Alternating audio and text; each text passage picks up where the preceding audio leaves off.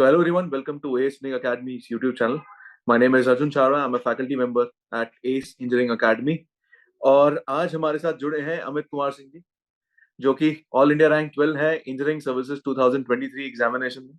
ये मेरे लिए एक सौभाग्य की बात है कि मैं इनके साथ आज बात करूंगा और आपको थोड़ा बहुत समझाऊंगा कि कैसे आपको कॉम्पिटिटिव एग्जाम्स में प्रिपेयर करना चाहिए। Right, so thanks a lot Amit for joining us. Thank you. Okay, thank you. Amit, थोड़ा बहुत अपने बारे में बताइए और ताकि स्टूडेंट्स को पता चल सके कि आप कहाँ से हैं और आपने क्या अचीव किया है। ओके, सो मैं बेसिकली रहने वाला प्रयागराज से हूँ और मैंने अपना स्टार्टिंग जो स्कूलिंग किया वो टैगो पब्लिक स्कूल प्रयागराज से किया। देन आफ्टर मैंने बीटेक किया आईआईटी लखनऊ से and then after I worked in Coal India में काम किया 1 साल as assistant manager and then after मैंने काम किया एनटीपीसी में, गेट के थ्रू मेरा सिलेक्शन हुआ था उसमें, तो मैंने वहाँ पे 1 साल काम किया एंड ड्यूरिंग दैट प्रिपरेशन कर रहा था मैं ईएससी की, बट लास्ट टाइम मैंने इंटरव्यू दिया था, अनफॉर्चुनेटली उस पर नहीं हो पाया था। तो फिर मैंने डिसाइड किया कि अब मैं कोई ऐसी जॉब देखूंगा जिसमें बेसिकली टेक्निकल फील्ड से ज़्यादा रिलेटेड हो। इस वजह से मैंने फिर स्विच किया गवर्नमेंट पॉलिटेक्निक प्रतापगढ़ में एज अ लेक्चरर, जहाँ पे मैं अभी पोस्टेड हूँ। यहाँ पे मुझे एम्पल ऑफ टाइम मिला प्रिपरेशन करने के लिए एंड रिजल्ट कन्वर्ट हुआ फिर। Superb superb. जैसे अभी हमने अपने अभी अमित बताया कि आपने लास्ट ईयर भी दिया था, उससे पहले भी आप गेट एग्जामिनेशन देते हैं, तो आप कितने साल से प्रिपेयर कर रहे हैं? जी वैसे ग्रेजुएशन कब? तो मैं जस्ट ये 2020 में स्टार्ट किया था प्रिपरेशन अपना, अच्छा, जस्ट आफ्टर ग्रेजुएशन कॉलेज। के बाद। हाँ, ग्रेजुएशन के बाद। सुपर्ब। और मतलब आप 3 साल से प्रिपेयर कर रहे हैं? जी सुपर्ब, वेरी नाइस। क्योंकि मैक्सिमम जनता ऐसी है जो इसी तरीके से प्रिपेयर कर रही है और आप नॉर्मल जनता को रिप्रेजेंट कर रहे हो इन द सेंस। ज्यादातर क्या है कि बहुत सारे स्टूडेंट्स ये समझते हैं कि अगर आप आईआईटीज या एनआईटीज के टॉपर्स हैं तो ही आप इंजीनियरिंग सर्विसेज का एग्जामिनेशन निकाल सकते हो, या फिर आप किसी टीयर 1 कॉलेज से तो ही आप निकाल सकते हैं, और आपको सेकेंड ईयर से प्रिपरेशन शुरू करनी पड़ती है हमेशा अगर आपको ये एग्जामिनेशन निकालने हो तो। You are a prime example of that. जैसे आपने बताया कि आप एनटीपीसी में भी काम करते थे, एनटीपीसी में कैसे हुआ था आपका एडमिशन और रिक्रूटमेंट? एनटीपीसी, हाँ पहले मैं कोल इंडिया में काम किया। वो कोल हाँ, इंडिया कोल में इंडिया। खुद का एग्जाम, कोल इंडिया में वो खुद का एग्जाम लेते हैं। 2020 हाँ। में उनकी खुद की उन्होंने खुद का सीबीटी एग्जाम करवाया था, हम्म। उसके थ्रू मैं रिक्रूट हुआ था और मैं हम्म। पोस्टेड था कुशमुंडा, एक जगह है छत्तीसगढ़ हम्म। में, वहाँ पे। फिर हम्म। मैंने वहाँ काम किया और उसके थ्रू मैं प्रिपरेशन कर ही रहा था, तो हाँ। उस टाइम पे मेरी गेट में थोड़ी अच्छी रैंक आई और फिर हाँ। मैं उस रैंक के थ्रू एनटीपीसी में गया। अच्छा, जी, सुपर्ब। कितनी रैंक थी आपकी गेट में? गेट में मेरी 575 रैंक थी। Superb, very nice. And that was last year? Last year. Last year 2021 में। बेहतरीन। मतलब आपने एनटीपीसी में रहते रहते इंजीनियरिंग सर्विसेज की तैयारी शुरू करी थी? कोल इंडिया में रहते रहते स्टार्ट किया था। अच्छा, कोल इंडिया में रहते रहते आपने शुरू कर दिया था, और अभी लास्ट ईयर आपने फिर से दिया था इंजीनियरिंग सर्विसेज। पहले आप दे चुके थे और जी आपने इंटरव्यू तक आप पहुंच गए थे, बट आपका क्लियर नहीं हुआ था इंटरव्यू। जी। राइट। तो ऐसी क्या मिस्टेक्स आपको लग रही थी during your all preparation journey जो आपने इस साल रेक्टिफाई करी? सबसे पहली मुझे जो कमी लग रही थी कि जो मैंने लास्ट ईयर नहीं किया था, क्योंकि हम्म। मैं थोड़ा सा, क्या वर्क प्रेशर भी थोड़ा वहाँ पे रहता है एनटीपीसी में, तो हाँ। ड्यूरिंग मैं टाइम मैनेजमेंट मेरा थोड़ा वीक था। दूसरी बात हम्म। है कि मैं जब टेस्ट सीरीज कर रहा था तो मैं एनालिसिस नहीं कर पा रहा था टेस्ट सीरीज की, मतलब इतना टाइम नहीं मिल रहा था, बस टेस्ट यस। सीरीज दे के उसको किनारे रख देना, मतलब उसकी एनालिसिस नहीं करता था हाँ। मैं। और वो मुझे सबसे हम्म। ज़्यादा बड़ी मिस्टेक लगी कि मेरा जो हुआ नहीं उसमें। यस। तो टेस्ट सीरीज को एम्फेसिस देना चाहिए हमेशा से, स्टार्टिंग से। ये आप स्टूडेंट्स को अभी बताना चाह रहे हैं। और आपने एस जी की, मतलब, जितना मैं अभी देख रहा हूँ from S, you have been a student of mains live classes, mains, yes okay, postal coaching आपने लिया था, साथ में इंटरव्यू गाइडेंस प्रोग्राम और online test series. So how have you utilised all these G courses in your preparation? क्या आप बताना चाहेंगे? ये ये कोर्सेज काफ़ी अच्छे थे और जो हाँ। भी क्लासेस होती थी उसको मैं, रिकॉर्डेड क्लासेस में मोस्टली अटेम्प्ट करता था। क्योंकि मैं लाइव क्लासेस बेसिकली नहीं कर पाता था, बिकॉज टाइम का मैनेजमेंट थोड़ा इशू था, क्योंकि काम भी करना है और साथ में क्लासेस भी करनी है। हम्म। तो रिकॉर्डेड लेक्चर्स देख लेता था, और बेसिकली मैं ये बताना चाहूंगा कि उसमें जो टेस्ट सीरीज थी, तो टेस्ट सीरीज काफ़ी हेल्पफुल रही है, और टेस्ट सीरीज का एनालिसिस उसमें जो वो उधर से रिस्पॉन्स आता था टेस्ट सीरीज देने के बाद, वो काफ़ी अच्छा रहा है। Super, very good. मतलब जितना मैं समझ पा रहा हूँ कि जॉब के साथ साथ कैसे प्रिपेयर करना है, now all the students have a freedom of that, because अब क्या है कि पहले की तरह रहा नहीं कि सिर्फ और सिर्फ क्लासरूम कोचिंग में ही आप लोग जा सकते हैं और आपको स्पेशल अपनी जॉब छोड़ के तैयारी करनी पड़ेगी। Now it is not that scenario. आज के टाइम में बहुत सारे बच्चे आपके जैसे हैं जो साथ साथ जॉब के साथ साथ दे आर प्रिपेयरिंग एंड, और जॉब के साथ साथ सबसे बेहतरीन ये चीज है, रिकॉर्डेड लेक्चर्स में आप अपने हिसाब से टाइम मैनेज करते हुए पढ़ाई कर सकते हैं, राइट? अच्छा, जी जी। एक बार मुझे थोड़ा सा ये डिफरेंस बताएंगे कि आपने लास्ट ईयर गेट एग्जाम दिया था, आपकी रैंक सब्सटैंशियली गुड थी, और इस साल आपने इंजीनियरिंग सर्विसेज निकाला। अम, क्या आपको लगा कि गेट एग्जामिनेशन ने आपका एक बेस सेट किया? आपने कोई गेट एग्जाम से कुछ सीख कर इंजीनियरिंग सर्विसेज एग्जाम में यूटिलाइज करा उसको? जी, बेसिक क्या होता है कि जब मैं पहले तो मैंने स्टार्ट किया था गेट की प्रिपरेशन, इंजीनियरिंग सर्विसेज मेरे माइंड में उस टाइम नहीं था।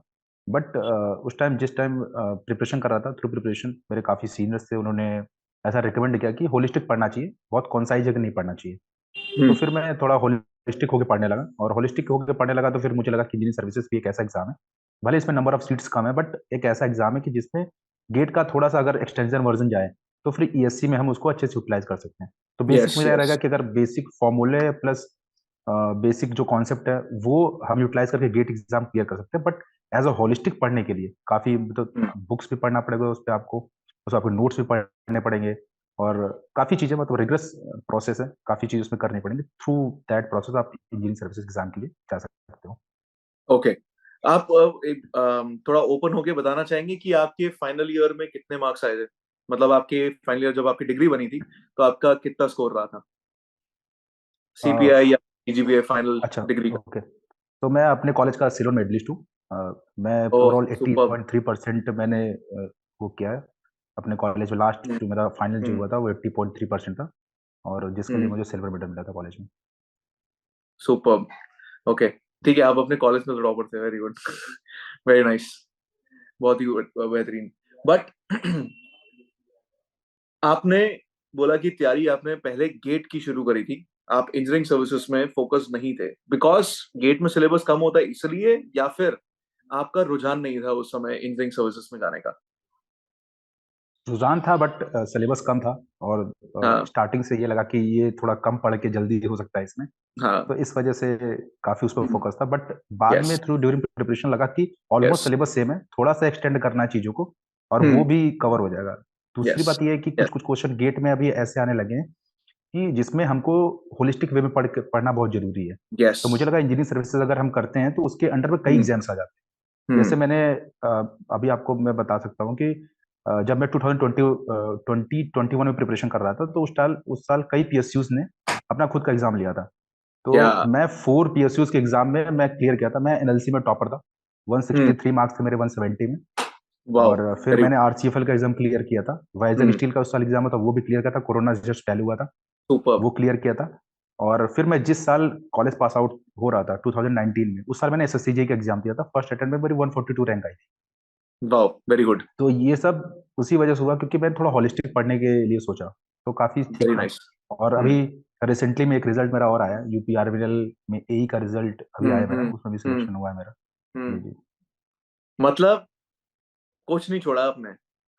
Very good. फिर मैं आपको ये चीज बोलना चाह रहा हूँ कि आपसे ये सीखने को मिल रहा है कि if you are preparing for, in general जितने भी टॉपर्स हैं उनसे बात करने के बाद यही बात पता चलती है, if you are preparing for top notch examinations, अगर आप टॉप एग्जामिनेशंस के लिए तैयारी कर रहे हो, आपके नीचे के एग्जामिनेशंस आराम से निकलते हैं, चाहे वो स्टेट लेवल एजेई के एग्जामिनेशंस हो या फिर पीएसयू एग्जामिनेशंस हो, बिकॉज जैसे आप वर्ड यूज कर रहे हैं होलिस्टिक वे में अगर आप पढ़ाई करते हैं, मतलब अगर आप ओवरऑल कॉन्सेप्ट बेस्ड पढ़ाई करते हैं तो आपके आराम से छोटे लेवल के सवाल आराम से निकल जाएंगे। Very nice. थोड़ा सा एक और इस पे लाइट डालने की कोशिश करेंगे, क्या आप कन्वेंशनल एग्जामिनेशन की तैयारी, बिकॉज बहुत सारे स्टूडेंट्स आज के टाइम पे ऐसे भी पढ़ते हैं कि कन्वेंशनल एग्जामिनेशन के लिए इंजीनियरिंग सर्विसेज में they start from the start itself, मतलब प्रीलिम्स के साथ साथ ही वो थोड़ा बहुत कन्वेंशनल एग्जाम के क्वेश्चंस करते रहते हैं। क्या आप भी ऐसा करते थे? जी, इसको करना ही पड़ेगा क्योंकि उस टाइम 2 हम्म। महीने का टाइम होता है, 2-3 महीने का हमको प्री और मेंस के बीच में टाइम मिलता है। और इतना हम्म। टाइम नहीं होता कि हम स्टार्ट करें प्री के रिजल्ट के बाद देन मेंस को हाँ। टारगेट करें। तो यस। मेरे हिसाब से अगर हम तैयारी कर रहे हैं तो कुछ-कुछ क्वेश्चंस ऐसे हैं जिसको हम अटेम्प्ट कर सकते हैं। और हम्म। मेनली मेरा फोकस था प्रिपरेशन के टाइम पे मैं प्रीलिम्स का तो प्रीवियस ईयर पेपर लगाता ही था। उसके साथ-साथ मेंस के जो प्रीवियस ईयर क्वेश्चंस हैं, उसको मैं बस हम्म। अटेम्प्ट कर लेता। एटलीस्ट मुझे इतना पता चल जाए कि जिस भी टॉपिक को मैं अटेम्प्ट कर रहा हूँ या पढ़ रहा हम्म। हूँ, उसमें मेरे सारे सवाल बन जा रहे हैं। तो मेरा मेन फोकस ये रहता था। कुछ एग्जाम्पल देना चाहोगे कुछ टॉपिक्स का जो आप पहले से ही प्रिपेयर करते थे, या सब्जेक्ट्स का? ओके, जैसे मैं हीट ट्रांसफर मेरा फेवरेट सब्जेक्ट है। हाँ। इसको मैं अपना फेवरेट मानता हूँ। तो हीट हम्म। ट्रांसफर में जैसे मैं अगर मान लीजिए कि कंडक्शन चैप्टर पढ़ रहा हूँ, कंडक्शन फर्स्ट चैप्टर है। अगर मान हाँ। लीजिए वो पढ़ रहा हूँ मैं, तो कंडक्शन के अगर मैंने पढ़ लिया उसको होलिस्टिक वे में, तो हम्म। कंडक्शन को पढ़ने के बाद मेरे जो क्वेश्चन प्रीवियस में आए हुए ईएससी प्रीलिम्स में, वो क्वेश्चन मुझे सॉल्व करना है। हम्म। साथ में ईएससी मेंस में भी जो क्वेश्चन आए हुए हैं, जैसे उसमें फिन्स के क्वेश्चन आते हैं या फिर ट्रांजिएंट हम्म। हम्म। एनालिसिस प्रॉब्लम्स आती हैं। वो जितनी हम्म। प्रॉब्लम्स हैं, उसको मुझे ये था कि प्रीवियस ईयर एक बुक आती है प्रीवियस ईयर की, उसको उसमें सिर्फ अनसॉल्व क्वेश्चन दिए होते हैं। तो हम्म। बेसिकली कोशिश कोशिश करता था कि लास्ट जैसे मान लीजिए 2023 में अपियर होने जा रहा हूँ, तो मैं हम्म। 2022 से लेके एटलीस्ट 2009 तक क्वेश्चन सॉल्व कर लेता था कि ओके, लास्ट 10-12 साल के। कि ट्रेंड कैसा है, ये एटलीस्ट पता चल जाता था इससे। हम्म।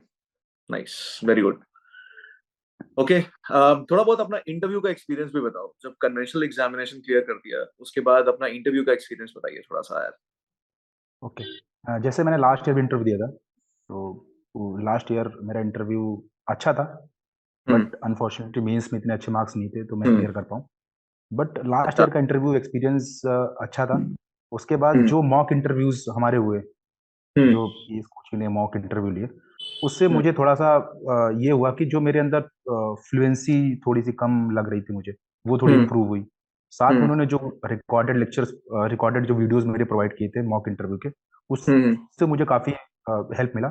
और मैं अपना मेन इंटरव्यू की बात बताता हूँ। मेन इंटरव्यू में हम्म। मेरा एक पैनल था, मैडम हम्म। का पैनल था। उसमें हम्म। बेसिकली जब मैं गया वहाँ पे, तो हाँ। फिर वो किसी टॉपिक पे बात कर रहे थे। तो मैं एंटर किया, उन्होंने मुझे बुलाया, बट उन्होंने कुछ मुझसे बोला नहीं 1 मिनट तक।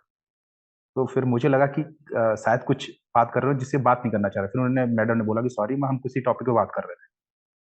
फिर जैसे ओके। मेरा वर्क एक्सपीरियंस था एनटीपीसी और सीआईएल का, तो उन्होंने पूछा कि why CIL to NTPC, why NTPC to lecturer. तो हम्म। इसका तो मैं ऑलरेडी आंसर मतलब अच्छे से करके गया था। पेपर करके गए थे, हो ओके। गया।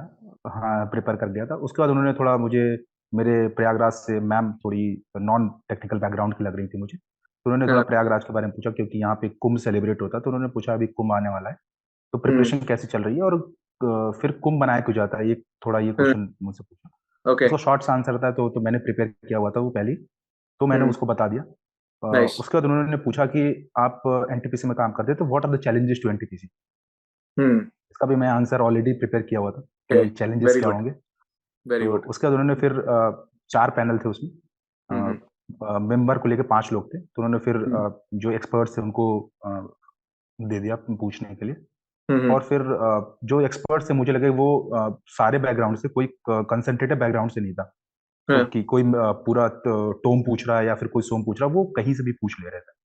उनका जो मन तो कर। मुझसे, हाँ, उनका जो मन कर रहा था। फिर उन्होंने क्वेश्चंस, जो भी 4 एक्सपर्ट्स उन्होंने क्वेश्चन कुछ किए, हम्म। मेनली रिलेटेड मेरे वर्क से ही थे क्योंकि मैंने सीआईएल में काम किया था, तो वो ओके। कोल्स के बारे में पूछ रहे थे। हम्म। और फिर अब कोल का मेन जो फ्यूल है वो बेसिकली स्मॉल और एनटीपी से, तो मैं इंटरकनेक्टेड उसमें काम किया हूँ। तो मुझसे, मैं एक्सपेक्ट कर रहा था वो क्वेश्चन वहां से आएंगे, और बेसिकली क्वेश्चन वहीं से आए फिर। तो हम्म। ये था एक्सपीरियंस मेरा। मतलब ज्यादा प्रोबेबिलिटी ये होती है इंटरव्यूज के अंदर, जो तुम्हारे करंट उस समय तक एक्सपीरियंसेस हैं वहां से ज्यादा प्रोबेबिलिटी रहेगी सवाल पूछने की। तो जी आपको जी। हमेशा उस लेवल तक प्रिपेयर जरूर करके जाना है। ऑब्वियसली आपके सब्जेक्ट्स तो स्ट्रांग होने चाहिए, और अगर आपने मेंस क्लियर किया तो आपके सब्जेक्ट स्ट्रांग होंगे कुछ लेवल तक। बट आपको ये माइंडसेट भी रखना पड़ेगा, जो तुम्हारा उस समय करंट एक्सपीरियंस है उस हिसाब से सवाल क्या पूछे जा सकते हैं उसको सोच के जाओ। And see as many interviews as you can, give as many interviews as you can, so that you can have a complete analysis of your body language and your answers, right? एक point भी इसमें और add करना चाहूंगा Yeah. कि जैसे कभी कई लोग फर्स्ट टाइम इंटरव्यू देने जाते हैं तो काफी प्रॉब्लम फेस करनी पड़ती है। नर्वस तो सभी होते हैं क्योंकि वो Yeah. कॉमन हॉल होता है जहाँ पे हमारा डॉक्यूमेंट वेरिफिकेशन होता है। तो मुझे ये लगता है कि काफी जो मुझे एक दो लोग दिखे वो काफी शांत थे और काफी नर्वस फील कर रहे थे। मेरा ये था कि वहां जाके चिल करना है क्योंकि अब हाँ. जो भी था हमने दे तो दिया ही है, अब चिल करना है। अब वहां जाके इतना टेंशन नहीं लेनी। जो मैंने देखा कि पहले इंटरव्यू मैंने भी दिया था फर्स्ट टाइम, सेकंड टाइम में तो हो चुका था कि मैं यहाँ आ चुका हूँ, तो फिर मुझे इतना फील नहीं हो रहा था। लेकिन जो काफी मेरे साथ में थे जिनको एक थे एनटीपीसी के, मैं उनको जानता था, तो काफी नर्वस थे वो। तो मैंने बोला कि मेरे साथ भी पिछले साल हुआ था बट ऐसा कुछ है नहीं। लास्ट में Relax. जहाँ अंदर जाने पे सब रिलैक्स ही हो जाते हैं सब। क्योंकि ultimately you are facing that, वो लम्हा आ चुका होता है और आपसे जी जी। भाई वो सिर्फ आपके जवाब पे डिपेंड करेगा कि आप किस तरीके से सिलेक्ट होंगे या नहीं होंगे, राइट?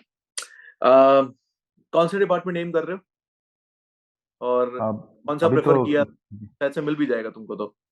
ओके, मैंने या सीपीएस प्रेफर किया है। सीपीएस हाँ, और स्किल डेवलपमेंट, दो डिपार्टमेंट को मैं प्रेफर कर रहा हूँ। इन दोनों में से जो भी मिलता है वो ज्वाइन करेंगे। चलो सुपर, वेरी गुड। और अभी करंटली इस सिचुएशन में अभी कहाँ हो? लेक्चरर वहीं पे ही बैठ के कर रहे हो अभी जी मैं अभी इंटरव्यू? ऑफिस में हूँ अभी, अपने चलो केबिन में। एंजॉय, क्योंकि आपके पास नेक्स्ट 8-9 मंथ्स के लिए, ऑलमोस्ट एक साल के लिए अभी कुछ तो है। तो yes yes. Very nice. Are you preparing for IAS also और नॉट? अभी तो मैंने सोचा नहीं इस बारे में बट आगे देखते हैं। आगे देखते हैं, चलो बढ़िया। सो थैंक्स लॉट अमित, आपसे बात करके ओके। बहुत अच्छा लगा और बहुत इंसाइट्स मिली और आपने अपना एक्सपीरियंस काफी अच्छा शेयर करिए ताकि स्टूडेंट्स को एक्सपीरियंस से आपके बेनिफिट हो सके। हमने कोशिश करी।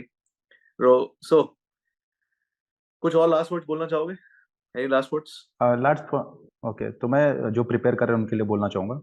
हाँ। एक दो मैंने चीज़ें सोची थी, मैं प्रिपरेशन कर रहा था तो काफ़ी फ्रस्ट्रेशन आता है। तो मैं उनसे ये बोलना चाहूँगा कि फ्रस्ट्रेशन अगर आ रहा है आपके प्रिपरेशन में, तो आप बहुत ही सही ट्रैक पे हो, छोड़ो मत। Frustration are a part of your preparation. तो वो अप्स एंड डाउन्स, हम कहीं भी जाते हैं, हील्स होती है, अप्स एंड डाउन्स होते हैं, वो हमारे लाइफ में आते ही रहेंगे। बट उनसे उभर के कैसे हमको आगे बढ़ना है, वो बहुत ज़रूरी है। तो फिर मैंने एक लाइनें बहुत अच्छी है, मैंने वो हमेशा हाँ। मैं सोचता था कि चकाचौंध में इतने मशगूल मत हो जाइए कि यथार्थता को भूल जाइए।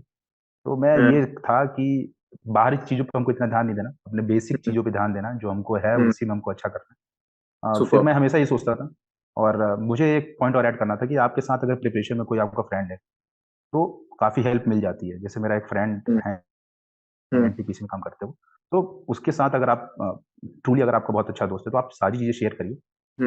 तो वो बहुत हेल्पफुल करता है, हेल्प रहता है आपसे। और आपको कोई अगर गाइड है, जैसे मेरी सिस्टर मेरी गाइड हैं, तो अगर आपको कोई फ्रस्ट्रेशन वगैरह आता है, शी इज़ अ डॉक्टर, तो मुझे थोड़ा हेल्प मिल जाता था कि कैसे चीज़ों को वो करना है। तीसरा पॉइंट मैं ऐड करना चाहूँगा कि प्रिपरेशन करने टाइम पे एक दो चीज़ हमारे पास और आती है कि डिफरेंट डिफरेंट एग्जाम्स आते हैं और उस टाइम पे हम काफ़ी डेविएट हो जाते हैं चीज़ों से।